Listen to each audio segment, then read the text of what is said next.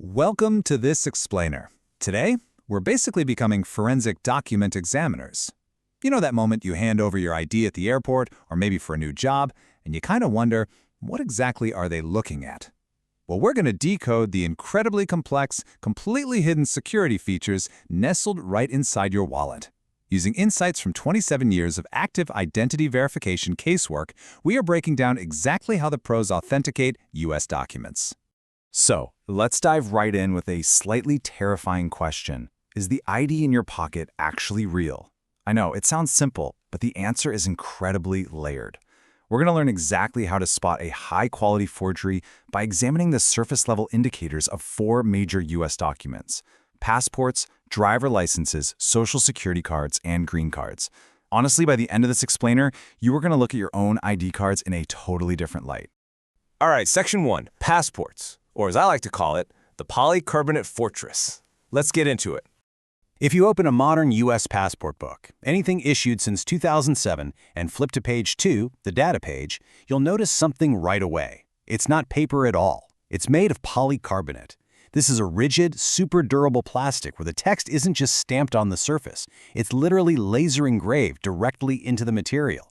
Because of this, if you look under magnification, that engraved text has a completely distinct tactile feel compared to regular ink. So your very first test is purely physical. If that data page flexes and bends like regular paper instead of feeling stiff and smooth, yeah, you are absolutely holding a fake. Now look closely at the photograph.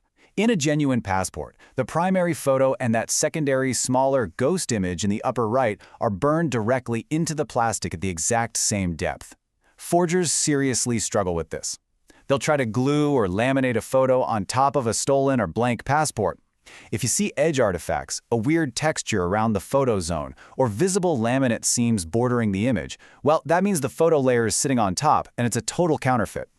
Down at the bottom of the page, you'll spot 2 long lines of characters. That's the machine-readable zone, or MRZ. The visual data printed above, like your passport number, date of birth, and sex, has to exactly match the data encoded down below. But it actually goes way deeper than a quick visual check. The check digits must mathematically compute using a highly specific algorithm. So any mismatch here isn't just a simple typo, it is an undeniable forgery. And here's a hard rule for you to remember. U.S. passport numbers are exactly 9 digits long. 9, no exceptions. The first 2 digits even correspond to the issuing agency code based on when it was issued. So if you're looking at a document claiming to be a U.S. passport and the number is 8 digits, 10 digits, or has random letters thrown in, it's 100% fabricated. It really is that simple. Moving right along to Section 2, driver licenses and their layered security. Now, driver licenses obviously vary wildly from state to state, but to adapt to sweeping national standards, they all share one critical element now: Real ID compliance.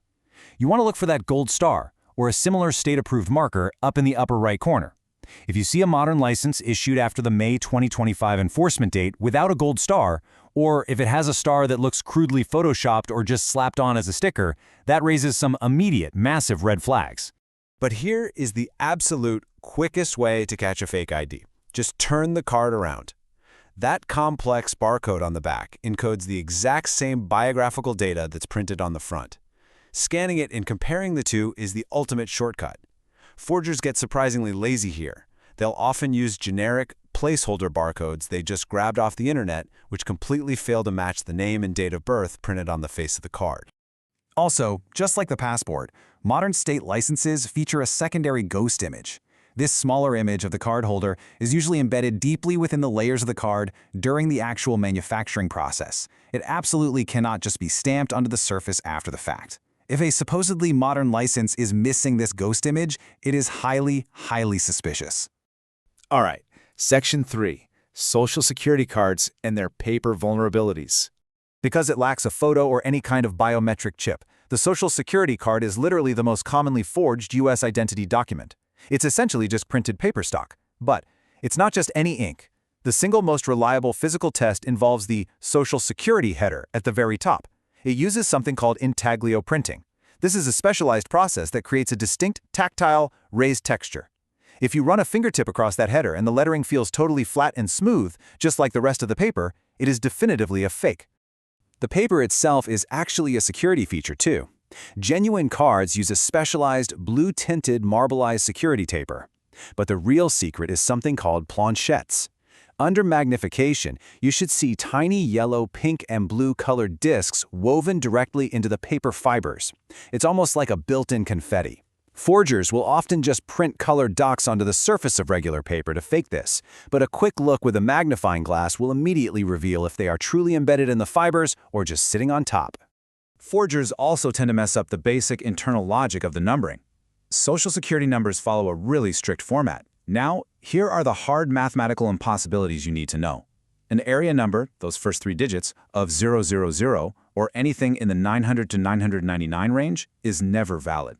Also, middle group numbers of 00 or ending serial numbers of 0000 never issued.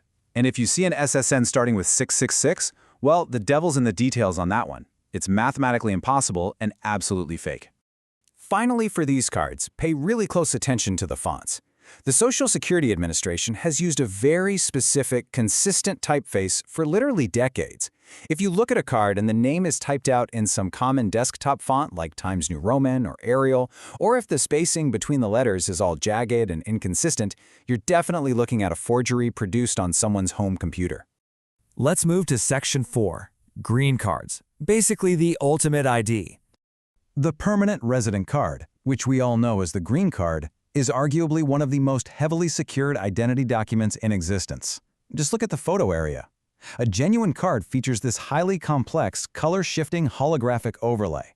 If you tilt it under direct light, the hologram should shift colors, clearly displaying USA and the Department of Homeland Security seal. Counterfeits? They usually have static, cheap sticker layers peeling up at the edges, or they just miss this layer entirely. A genuine current generation green card also includes a laser-engraved fingerprint image right on the front. Just like that passport data page, this fingerprint is embedded right into the polycarbonate during the manufacturing process. Under magnification, it feels and looks completely different than basic surface-level ink printing. If the fingerprint looks like it was just stamped on with a cheap ink pad, it's a fake. But the ultimate test of a green card is actually invisible to the naked eye. This is where the security features truly reach their climax. Current cards contain an internal RFID chip. It's a contactless chip that stores the holder's biographic and biometric data. If you use a device to scan the card and it can't read a signal at all, or if the digital data pulled from the chip doesn't perfectly match the text printed on the card, boom, you've caught a fraudster. Okay, Section 5, the investigator's checklist. Let's run through a quick 9-point visual check. Your brain should automatically run down this list. Flash photos? Check. Matching ghost image? Check. Ensure the barcode matches the front. Verify those strict document number rules, and test for active holograms. Feel for rigid polycarbonate or that raised intaglio printing.